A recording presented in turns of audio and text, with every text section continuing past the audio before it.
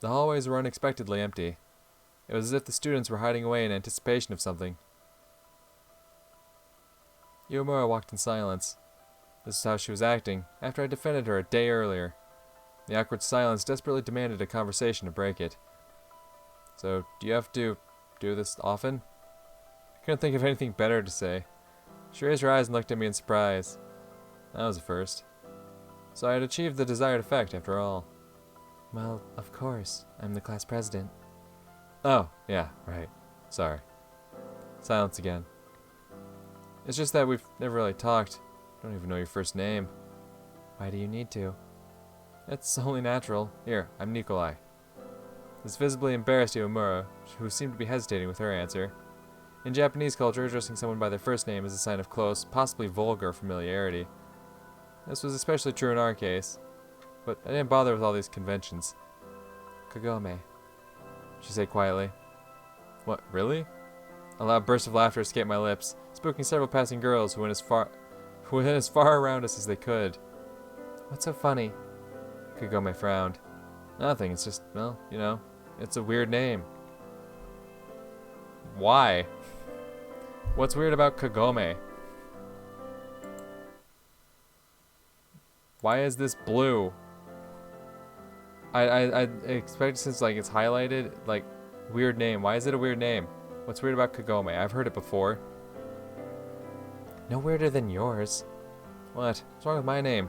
It's a normal name. Nikolai, Nicholas, if you prefer, or Nick. You're all the same. She was starting to get worked up, it seemed. Who's we? Gaijin? No, the local morons. How rude. Kagome snorted and turned away.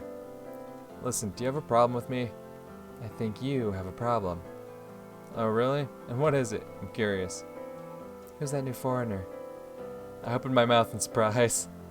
Why would she be asking about that? Why? You've been staring at her nonstop for 2 days now. You've been spying on me? I'd have to be blind not to notice. She responded, unfazed. That's really none of your business. Of course it's not. Kagome smirked. But neither is my life any of yours, so why are you prying? She had a point.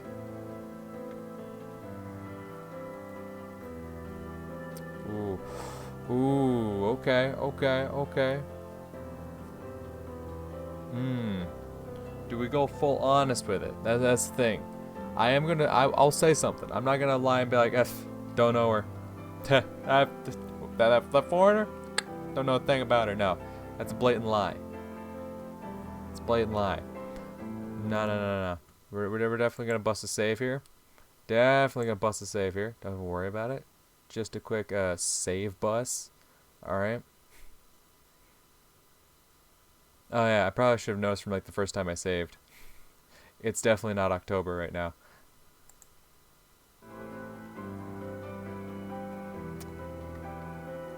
I think...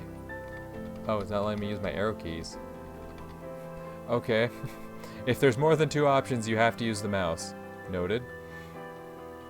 I think we're gonna go full honest with it. Because I feel like any other response, she's gonna see through. She's gonna be like, if we say we don't know her, she's gonna know automatically that's bullshit. If we say, oh, it's just someone we used to know, she could tell she's gonna be able to know we're hiding something. Alright, if we just come clean. Once again, it's not like, yo, Kagome here needs to know anything about our life, but at the same time, I like Kagome. We're gonna go full honesty, alright? We were in a relationship at one point. Kagome's facial expression was hard to read, and she remained silent. Why'd you bring her up anyway? It's not every day that we have a new student in our class, and such a striking foreigner at that. I'm a foreigner too, you know. Yeah, but you're fucking ugly shit, dude. She looked me up and down, snickered, and said, yeah, sure. I knew it. Not only would my face not pass as Japanese, but now I was being denied the title of a proper gaijin as well. I'm not Japanese, I'm not a foreigner. What the fuck am I, dude? Are you always like this? I hope so. I'm starting to lose my temper. We've arrived. Wait here. Hey. Just in time, too, before I could open my mouth. Kagome went into the teacher's room, and before I knew it, she was back with a large stack of paper. Carry it. What? All of it? I couldn't see any way to carry the heap comfortably. What if we each carry half? Didn't you, yourself, volunteer to come along? No, I didn't. The teacher sent me, if you recall. Fine, give it here. Kagome attempted to take all the papers from me at once. No way, that won't do either. Which of us look more pathetic now? Spurred on by wounded pride, I walked fast, so the return trip took considerably less time. I dropped the mountain of papers onto the teacher's desk with a thud, while Kagome took her seat and returned to her usual window gazing. I guess no one deserves to be bullied, but man, I can almost understand those punks from yesterday. How dare you? I love her. Judging by the clock, the bell was less than a minute away. Catherine's desk was empty. I turned to Michael, who sat next to her. Did Catherine, the new girl, did she go somewhere? Dunno. Wasn't really paying attention. Why? Never mind. No reason. Bummed, I sat down at my desk. Could she have somehow noticed that I opened her notebook? No way. Catherine wasn't even in the classroom at the time. Did someone tell her? How long ago did she leave? I'm telling you, I don't know. Are you talking about the new girl? I think she went to see the principal. A classmate overheard our conversation. Thanks. The chair beneath me felt like it was on fire. That's how badly I wanted to run after her. But to what end? What was I going to tell her? As the bell sounded, my feet seemed to acquire a will of their own. They carried me to the door, then past the teacher, and out into the hallway. I turned the corner at a run and stopped. What the hell am I doing? Why all this? The school had gone silent, frozen still, as though in awe of the inescapable might of pure knowledge. I was slowly tiptoeing through the empty hallways towards the principal's office. If I were to run into one of the teachers now, I would have to explain myself all over again. On the other hand, it would be no better if I showed up at his office myself. Speaking of which, here it was. I pressed an ear to the door, but no sound was coming from the other side. Either playing the silent game, or Catherine wasn't there. So what next? It was too late to go back to class. I wandered the empty hallways, and didn't even notice how I ended up in the old wing. Our school had been repeatedly rebuilt since it first opened its doors right after the war, with new buildings added on as old ones fell into decay. Inefficient, if you asked me. Why not tear down the old structure first and build a new one in its place? Theoretically, there shouldn't have been anyone in this wing, but suddenly I heard music. A guitar. The sound was coming from what, judging by the plaque, was the old music classroom. I opened the door a crack.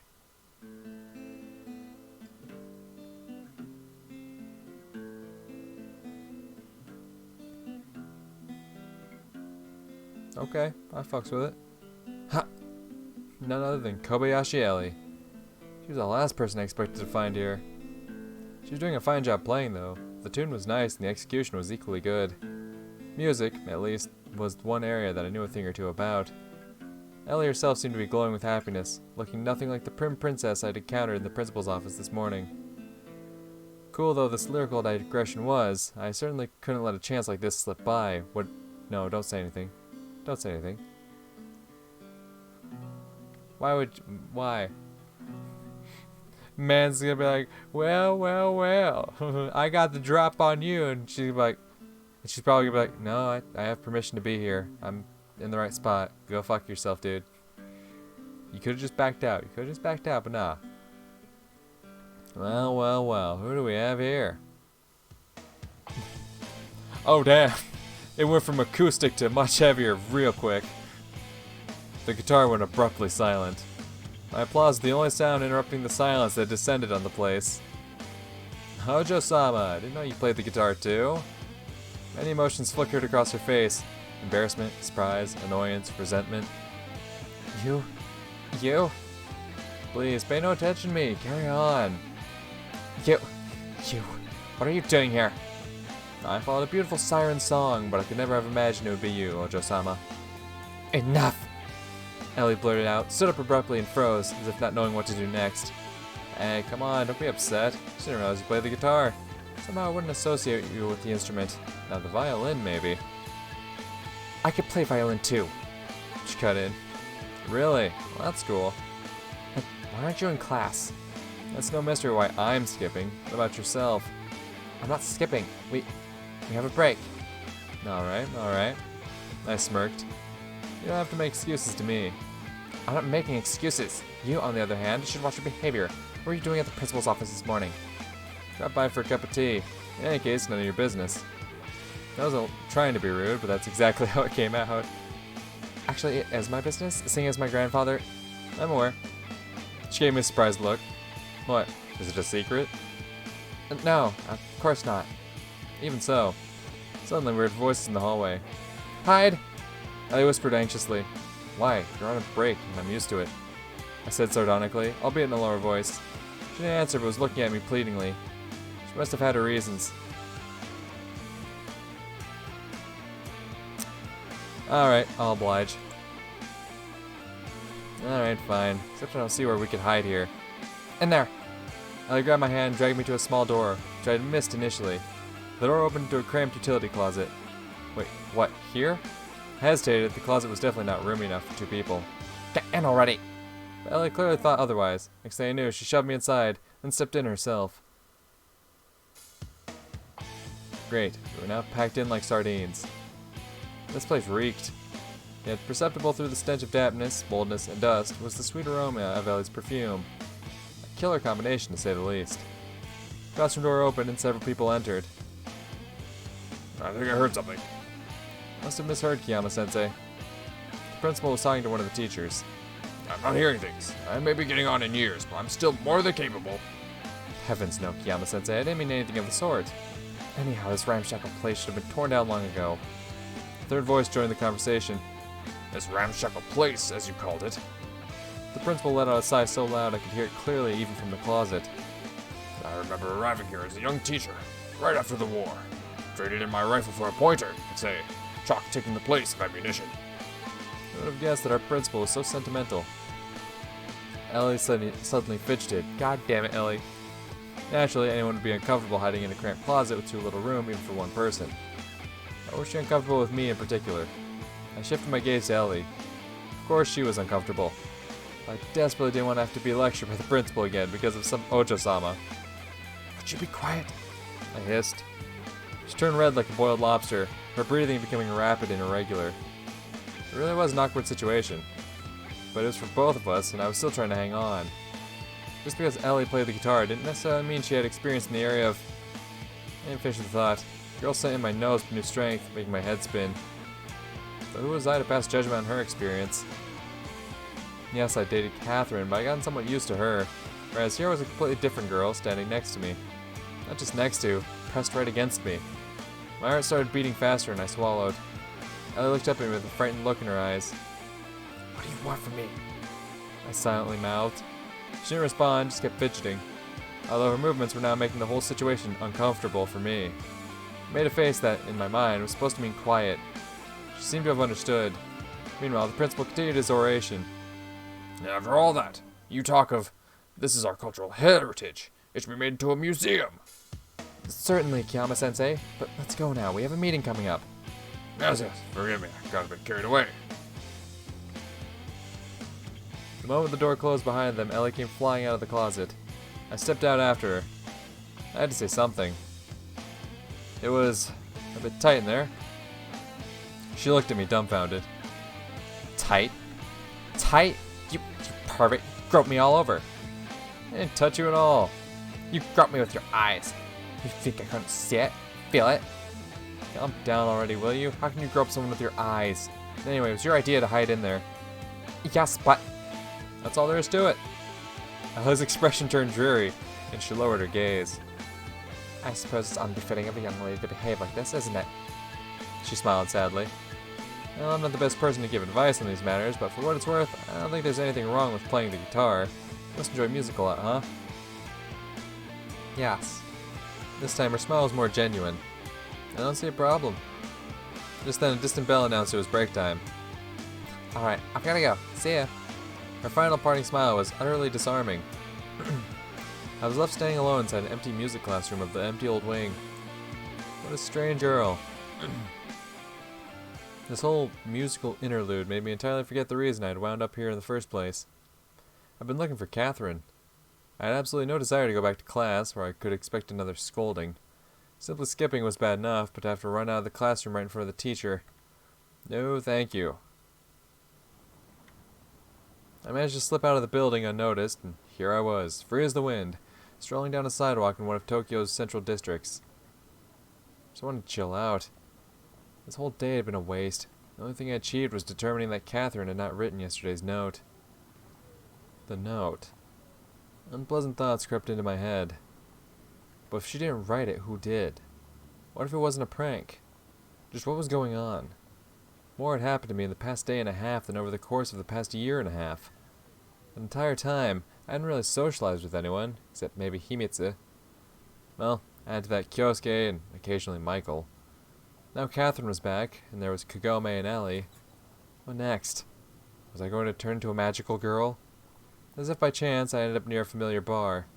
A couple rounds of beer were an absolute must right now. I'd relax, clear my head. The inside wasn't crowded, which made sense for this time of day. People were supposed to be either at work or school. Like in that joke about the 3-story building and the hurricane. The what? Even though I wasn't a stranger here, I always had a fake passport at the ready. A classmate whose father worked in law enforcement had hooked me up with one at one point. There were lots of students at our school who had these passes to adult life. How could you prove it wasn't real? Document's a document, especially when some insolent snot is shoving it in your face. Not to mention that the bar's owner was Russian. Chuckling, he usually told people that he used to be a pirate who was shipwrecked off the coast of Japan. That was a tall tale, of course. Most likely he was just a regular immigrant like my parents. I sat down at the counter and ordered a beer. Hey, Koya, what's up? You're early today. Yeah, kinda worked out that way. You aren't going to get in trouble at school, are you? You know how strict they are about these things here. I giggled nervously. Okay, I see. None of my business. A good bartender is invariably a good psychologist. It's practically a qualification for the job. Beer, at this place, was served in pint-sized mugs, which made me very happy. Squealing with pleasure after downing a tiny glass in one gulp was not my thing. Yuck. I took a long pull. Catherine's back. The bartender raised his eyebrows and asked with unfeigned surprise, "And what are you going to do now?" Times I wondered if showing empathy to customers was something more than just a professional skill for him. What can I do? She hasn't been overeager to talk. Neither have I. At any rate, I'm certainly not going to throw myself at her. So why is she back? Because of her mother's work, probably. She couldn't have come by herself, right? Most likely not. So, I'm in this weird spot now. You know what they say, life is like a zebra. Black stripe followed by a white stripe, and then a black one again, and a white one again. Yep, and then the ass. You know what, Goya? Don't get down. He said encouragingly. You still have your whole life ahead of you. 2 of you will make up 100 times over yet. And if not, you'll find yourself another girl. Lots of them all over. The bartender spread out his arms, inviting apprehensive looks from the few schoolgirls nested at a table in the furthest corner of the room. Thanks for the comforting words. There's so much else besides that anyway. Life's in full swing. And each swing hits you on the head.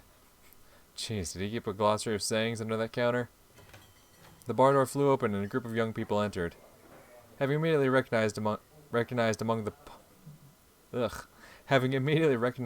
them the punks from the day before, I instinctively buried my face in the mug. Was I scared? So it seemed. They sat down at a table and ordered beer and cocktails for the girls. You know them? The bartender asked quietly, leaning in toward me. I wouldn't say I know them, but we've met. He gave him the occasional sidelong glance. Wonder if I should get up and leave. Would that look cowardly, though? Then again, to who? They hadn't even noticed me. No sooner did I think that than one of the guys got up and walked over to the counter. Hey, I know you. If you say so, I said as calmly as possible without even sparing him a glance. I don't think you know who you're dealing with, Gaijin. I'm not dealing with anyone. So it wasn't you who punched my friend in the face yesterday? It was me, he deserved it. Really? How about we step outside for a little chat? I looked at the bartender, but he only shrugged. Some empathy, damn it. Alright, let's step out. What else could I do? Half a minute later, we're staying in an alley behind the bar. A couple older guys joined the school kids. Where'd they even come from? Oh, we're totally getting fucking jumped. Not so tough now, are ya? Said the one I punched yesterday. I'll teach him to stand up for whores. I looked at the girl. Compared to her, Kagome was Mother Teresa. Oh, what next? Gonna beat me up, 4 against 1? That's impressive. What happened to your code of honor? Yeah, 'cause I have one. Sneered at the largest guy among them. You've definitely got the mugshot of a thug. God damn. I love how Nikolai just doesn't give a shit. He's just gonna be a smart ass even when he's about to get absolutely fucking stomped. The older guys clench their teeth, their expressions hardening. What did you say? Let's get it over with already. Thought flashed through my mind. What if I struck first? That way, at least I'd retain a smidgen of self-respect.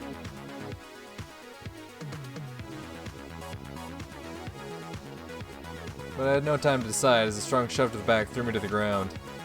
That was low. Their blows hit hard, but they didn't go on for long. I crawled into a ball, covering my head with my arms. It hurt.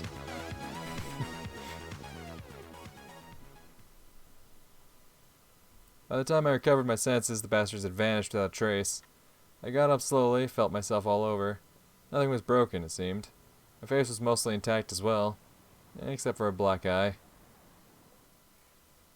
I returned to the bar and sat down in the same seat.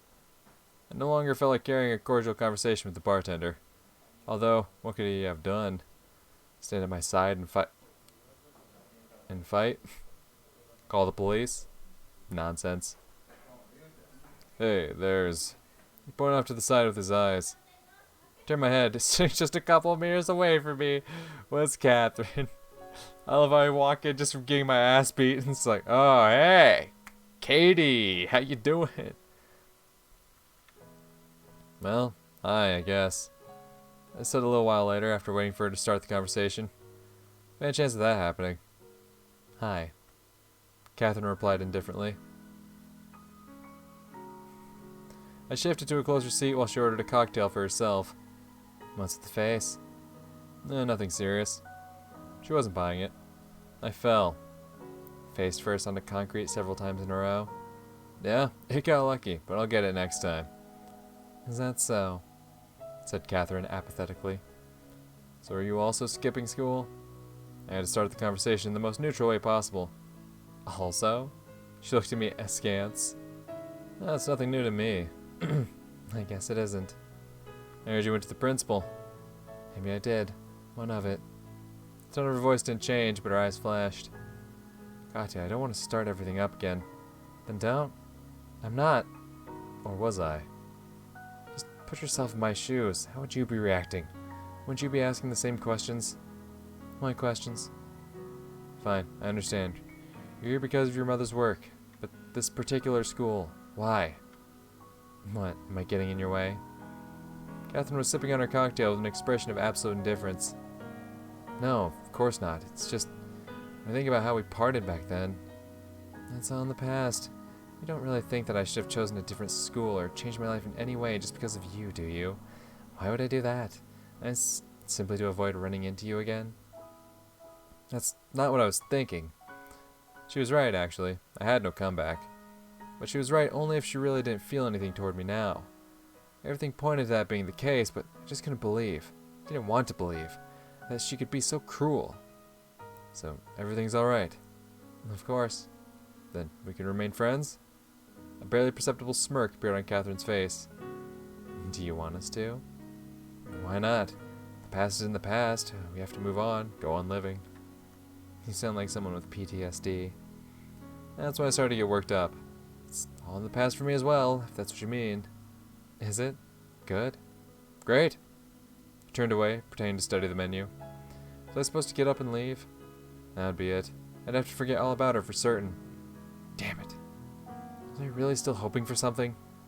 Each time Catherine hurt me more and more, but like a mindless gnat, I kept slamming into the window, as if I was trying to prove something to someone. In the course of this year and a half, I'd become so accustomed to living with memories of her that now, when she was so close, I simply couldn't let go of her. These memories seemed like my only hope, the only thing holding me back from doing something foolish and fatal. Was I thinking of something specific? Unlikely. But I was hoping, naturally. I see you're not wasting any time. Catherine gave me a surprised look. Nothing was worse than indifference. Better if she got mad at me.